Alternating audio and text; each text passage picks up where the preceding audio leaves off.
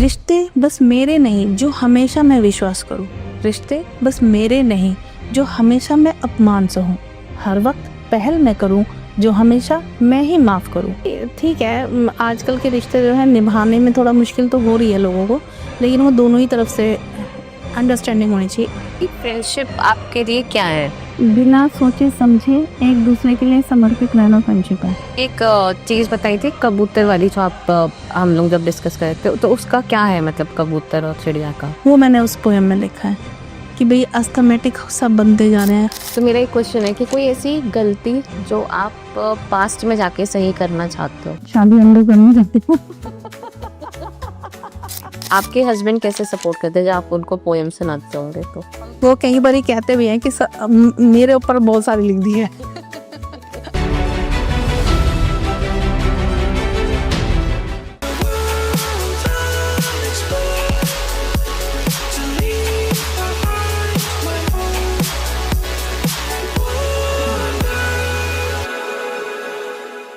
So hi and welcome back to TWF podcast. So today we have a special guest, Sudha Malik.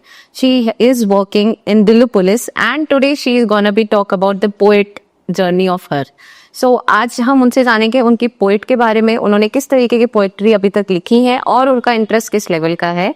इसके अलावा थोड़ा सा हम जानेंगे दिल्ली पुलिस में काम कैसे होता है या फिर administrative work how she is doing because she has an experience of 30 years plus. So firstly welcome you ma'am. Thank you. Okay so सबसे पहले मैं आपसे जानना चाहूंगी कि आपने ये जर्नी स्टार्ट कैसे करी अपनी पुलिस लाइफ में? दिल्ली पुलिस में क्यों जाना था? इंटरेस्ट कहाँ से आया? एक्चुअली मेरे फादर दिल्ली पुलिस में थे। अच्छा। तो हम लोग जो गांव से बिलोंग करते थे तो मेरे फादर दिल्ली पुलिस में ज्वाइन करने के बाद यहीं पर शिफ्ट हो गए थे। ओके। तो हम लोग यहीं पर पले बड़े पैदा हुए, जो भी हुआ हमारा मतलब ब्रॉन एंड बॉटअप जो भी हुआ सब यहीं दिल्ली में हुआ। तो फादर को देख के थोड़ा था ये इंस्पायर हुआ था कि भाई हम दिल्ली पुलिस में ज्वाइन करना चाहिए। तो मैंने वहीं से इंस्पिरेशन लेके मैंने अपना दिल्ली पुलिस एग्जाम्स वगैरह। तो आपके जो भाई थे उनका भी इंटरेस्ट था या सिर्फ आपका? नहीं, मेरे भाइयों को कोई इंटरेस्ट नहीं था। मेरी फैमिली में मेरे ख्याल से मेरा इंटरेस्ट था तो मैंने इसमें भरा और क्लियर हो गया तो मैं आ गई। हाँ, अभी कैसा लग रहा है आपको? 30 साल आपने वहाँ काम किया। जॉब, हाँ जॉब ठीक है, अच्छा है। मतलब कि लोग कैसे? लोग तो देखो सब जगह एक जैसे ही होते हैं, हर किसी भी सेक्टर में आप चले जाओ सब तरह के लोग होते हैं। यहाँ पे भी उसी तरह सभी तरह के लोग हैं। और मेरे लिए तो ये मतलब ये समझिए कि दिल्ली पुलिस ब्लेसिंग है एक तरह से, क्योंकि मेरा लाइफ ही उसी के आधार पे चल रहा है। दिल्ली पुलिस में अगर मेरी जॉब है तो मैं आज मेरा अस्तित्व है, वरना नहीं होता। तो मैं तो दिल्ली पुलिस का तो मतलब शुक्रिया ही है। हाँ बिल्कुल। तो एज अ हाउस वाइफ या फिर एज अ वर्किंग वुमेन आप क्या देखते हो, क्या डिफरेंस होता है उनमें? देखिए डिफरेंस अगर देखें तो काफ़ी लगता भी है और ना देखें तो कुछ भी नहीं होता है, क्योंकि वर्किंग जो होती है उनको दोनों चीज़ संभालनी पड़ती है। फैमिली, बच्चे, सोशल लाइफ भी होती है और फिर ऑफिस का भी सब देखना होता है। तो वो सारा मैनेज करना थोड़ा डिफिकल्ट हो जाता है, बाकी हाउस वाइफ के पास भी बहुत काम होता है। हाँ। अब हम इस एज पे आने के बाद रियलाइज़ करते हैं, पहले तो हमें लगता था कि हाउस वाइफ कुछ नहीं करती है, लेकिन अब रियलाइज़ होता है काफ़ी काम होता है हाउस वाइफ के पास भी। पूरा दिन रहने के बावजूद घर में उनके काम खत्म नहीं होते हैं, कभी ना कभी कुछ ना कुछ चला ही रहता है। मतलब हाउस वाइफ की भी एक 24 आवर्स की जॉब होती है, वो मैनेज करना होता है उनको घर को। तो दोनों में से कोई भी ये नहीं कि कम कोई नहीं है, तो वो अपने हिसाब से मैनेज करते हैं। जो हाउस वाइफ होते हैं, जो वर्किंग होते हैं, वो अपने हिसाब से मैनेज करते हैं।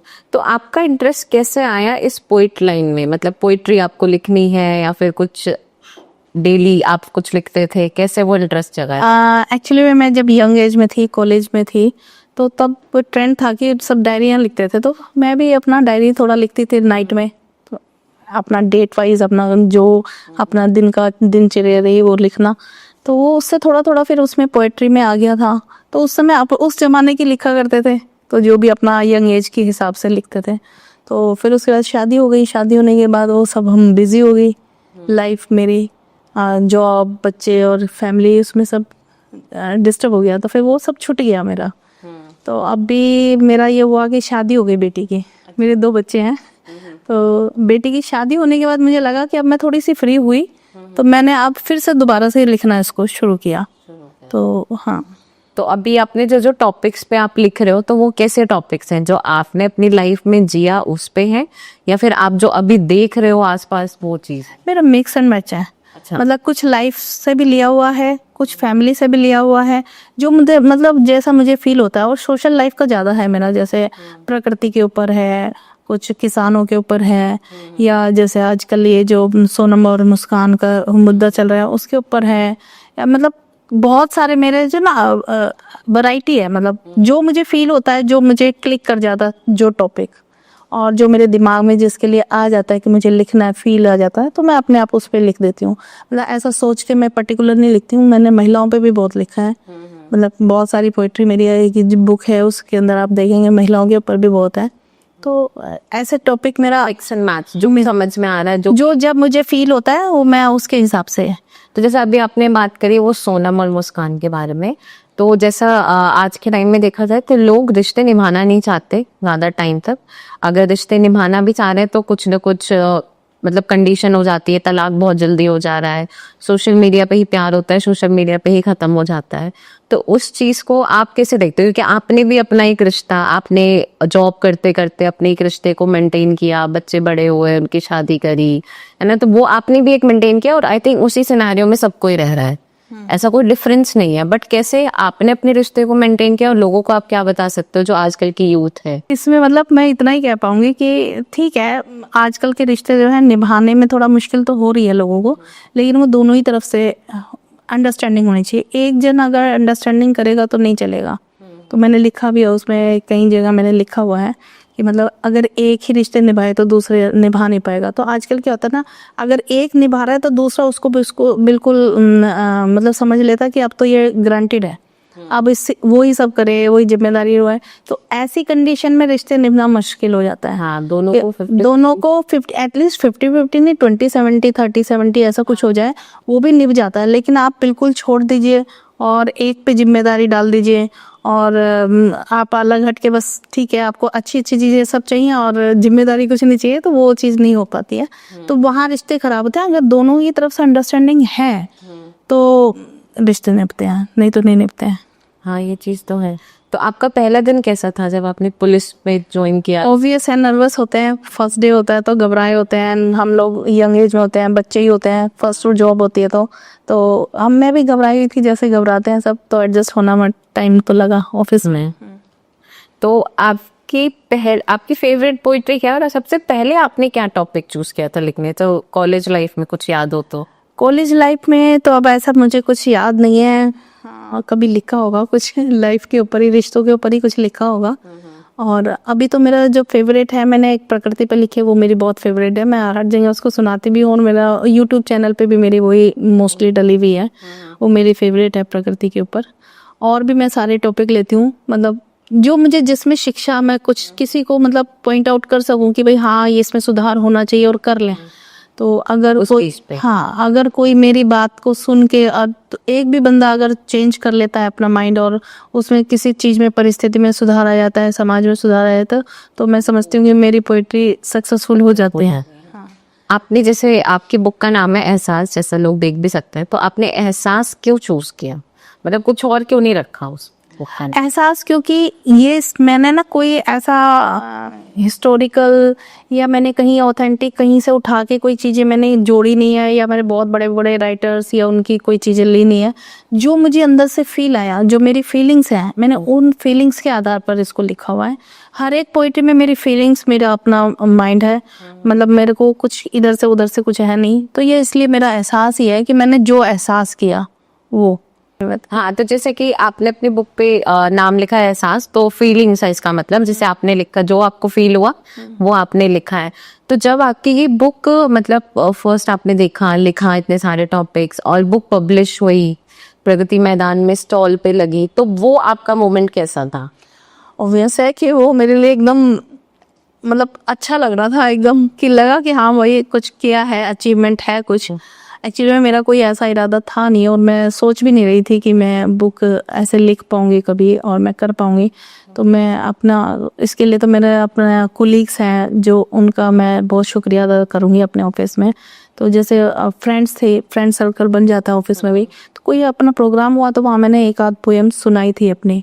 तो मेरी जो लेडीज़ कोलीग हैं उन्होंने बहुत मेरे को अप्रिशिएट किया, बोला नहीं नहीं आप बहुत अच्छा लिख रहे हो, आप सुनाया करो और आगे जो है इसमें कुछ करो, आप बुक भी पब्लिश करा सकते हो। तो फिर वहाँ से मेरे को थोड़ा आइडिया आया कि अगर ऐसी अच्छी लग रही हैं तो अभी भी मैं लिखती हूँ तो कभी कभी अपने फ्रेंड्स को सुनाती हूँ, फिर पूछती हूँ मैं ठीक लिख रही हूँ कि नहीं लिख रही हूँ। तो कई बार मुझे ऐसा लगता है कि ऐसा तो नहीं कि मैं बुक लिखने के लिए चल पड़ी हूँ लेकिन मेरी बुक कविताएं इतनी अच्छी ना हो, लेकिन हाँ मतलब सब अभी तक तो तारीफ ही करते हैं, तो इसलिए फिर मुझे कॉन्फिडेंस आ गया। अच्छा, तो फिर मैंने कोई सोचा कि करते हैं फिर। करते हैं पब्लिश वगैरह।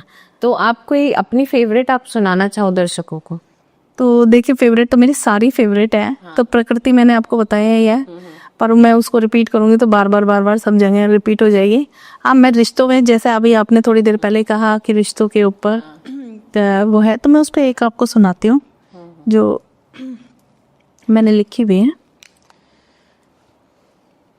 रिश्ते बस मेरे नहीं जो हमेशा मैं विश्वास करूं, रिश्ते बस मेरे नहीं जो हमेशा मैं अपमान सहूं, हर वक्त पहल मैं करूं जो हमेशा मैं ही माफ करूं और हमेशा मैं ही संवाद करूं। कुछ तो वो भी सोच ले, कुछ तो वो भी सोच ले, मेरे मन में है क्या इसकी होश ले। कभी वो भी पहले माफ करे, अपनी मुझे कहे और मुझसे बात करे, इंतजार हो मेरा और मेरी आस करे। रिश्ते तो हम दोनों के हैं, हमें ही निभाने हैं, रिश्ते तो हम दोनों के हैं, हमें ही निभाने हैं। प्रतिशत कम ज़्यादा हो सकती है, केवल एक ही निभाए तो बेमाने हैं। एक तरफा रिश्ते नहीं निभते, एक तरफा रिश्ते नहीं निभते, एक की कोशिश से नहीं टिकते। दोनों का भाग होना चाहिए, दोनों का भाग होना चाहिए, सुख दोनों का, सुख दुख दोनों में विभाग होना चाहिए। एक दूसरे के विचारों का मान होना चाहिए, तभी तो संग रह पाएंगे, तभी तो संग रह पाएंगे। कैसे भी रिश्ते हो टूट नहीं जाएंगे, रिश्ते निभाने में विश्वास और धैर्य है जरूरी। अगर दोनों का ना हो अनुदान तो निभाना है मजबूरी, तो निभाना है मजबूरी। रिश्ते दोनों तरफ से निभ पाए तभी तभी चल पाते हैं। तो जैसे अभी अपने रिश्तों पे सुनाए, तो मैं आपसे पूछना चाहूंगी कि आपके हस्बैंड कैसे सपोर्ट करते हैं जब आप उनको पोएम सुनाते होंगे? तो मेरे हस्बैंड को पोएम मेरी बहुत अच्छी लगती हैं और वो बार बार सुनते भी हैं। अब जैसे मेरे भी यूट्यूब पे मेरी पोइट्री डालती हूँ मैं, तो सबको सुनाते हैं, खुद भी सुनते हैं, शेयर मतलब हाँ शेयर करते हैं, अप्रिशिएट करते हैं। उनको बहुत अच्छा लगता है मेरी पोएम सुन के, और वो कई बार कहते भी हैं कि मेरे ऊपर बहुत सारी लिख दी है। आप मेरे रिश्तों पे लिखिए। हाँ रिश्तों पे काफी लिखी हुई है मैंने। तो वो कहते हैं मेरे ऊपर बहुत सारी लिखी है, क्योंकि जो भी मैं अधिकतर बनाती हूँ, जब भी पोएम बनाती हूँ तो मैं अपनी फैमिली में बेटे को, अपने हस्बैंड को, ताकि खुदा है कि हाँ चलो कुछ हाँ कि कुछ कमी हो तो कोई बता रहे, तो मतलब सुधार की हमेशा मुझे लगता है गुंजाइश होती है और होनी भी चाहिए। और अगर कोई सुधार करता है तो उसमें सुधार कर लेना चाहिए। तो मैं सुनाती हूँ, फिर उसके बाद फाइनल होती है वो, तो मतलब कोई भी फाइनल होती है वो बस अंदाज है। हाँ क्योंकि घर वाले हैं जो वो अच्छे से बता पाएंगे, सामने बाहर वाले तो अक्सर तालियां ही बजाएंगे रहता है ना। तो और वो होती भी मेरी फीलिंग्स ही हैं, तो इसलिए पहले मैं घर में परिवार में पहले बताना पसंद करती हूँ, तो वो मेरे पसंद करते हैं और हाँ सब जगह बताते भी हैं, सुनाते भी हैं।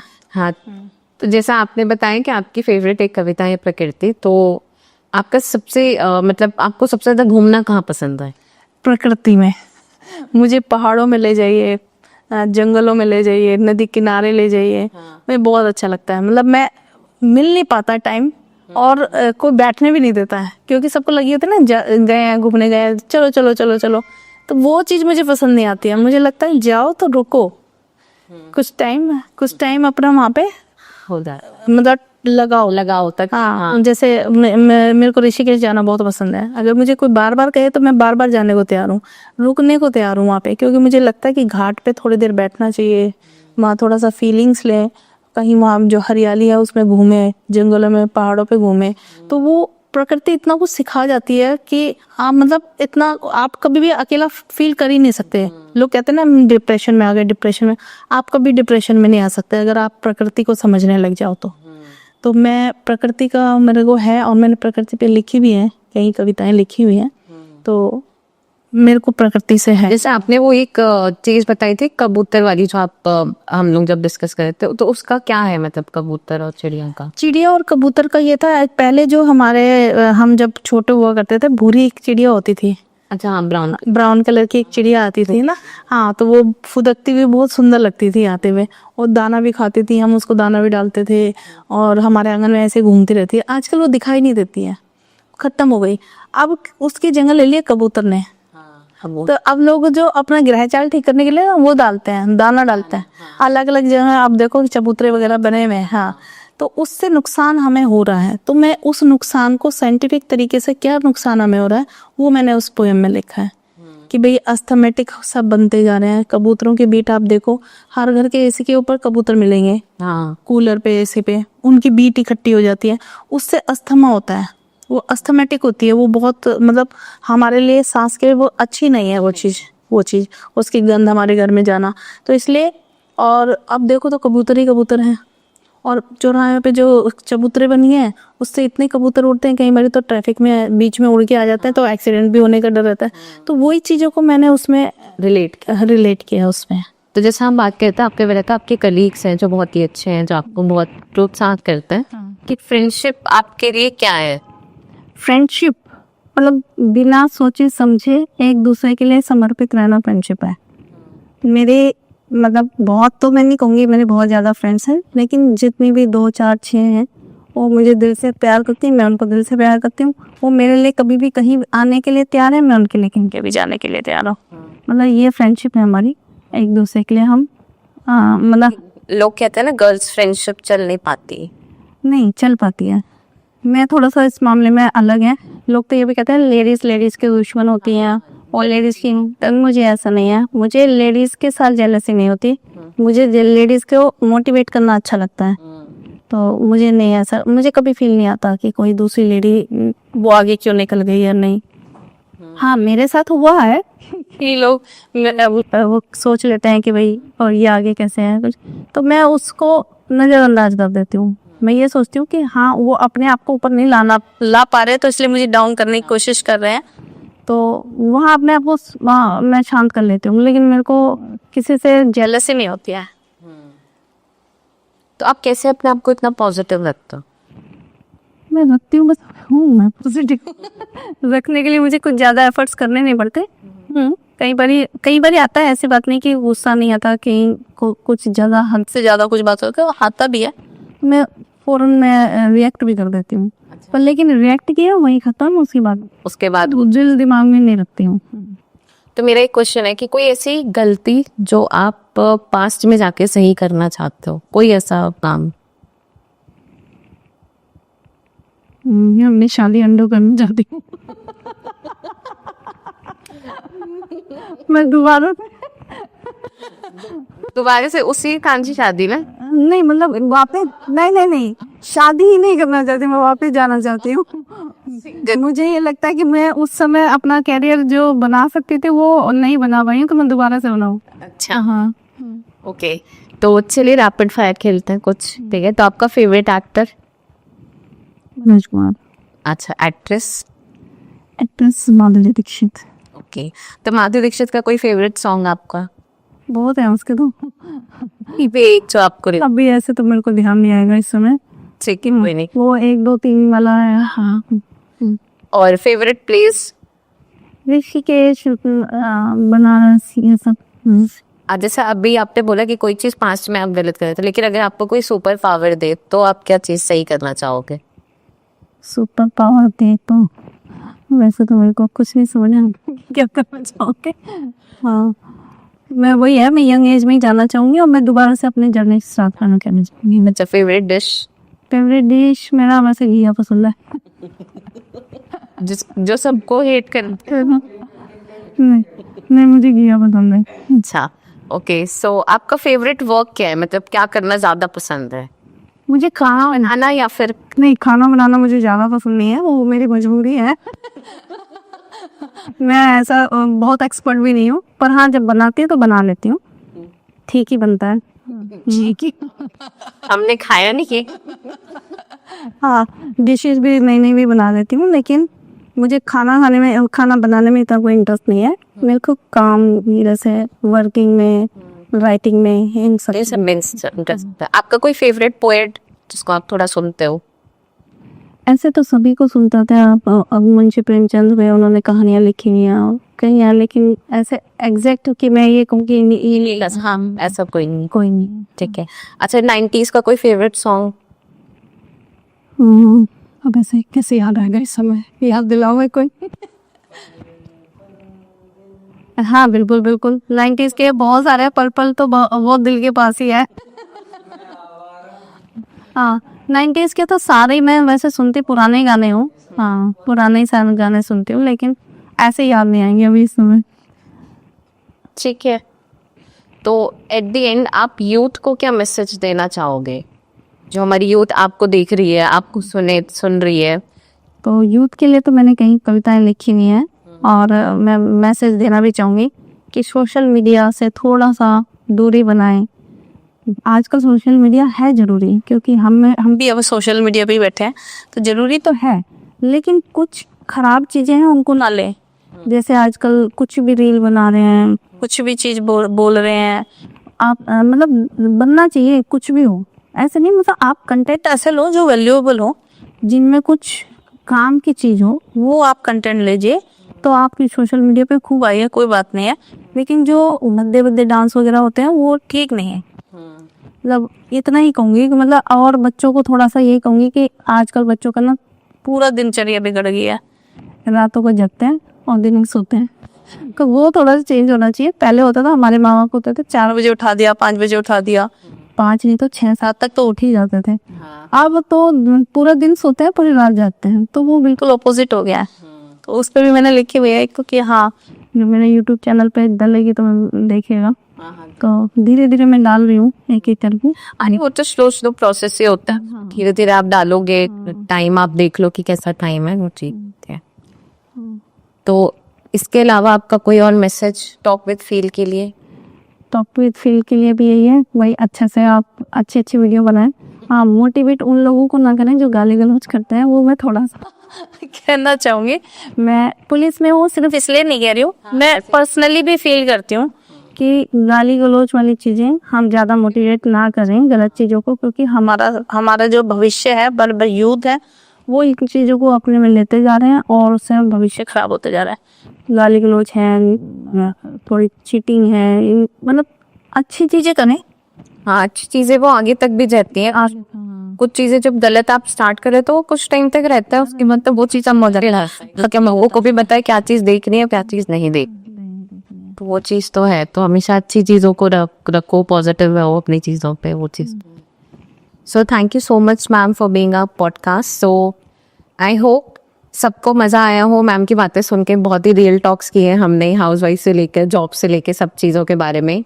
तो make sure you subscribe our YouTube channel. Ma'am का भी चैनल है, तो मैम का भी चैनल सब्सक्राइब करो, एंड हमारा भी। And thanks for watching us. And thank you Shweta, मुझे यहाँ बुलाने के लिए, टाइम देने के लिए, थैंक यू सो और आपसे बात करके अच्छा लगा। Thank you so much.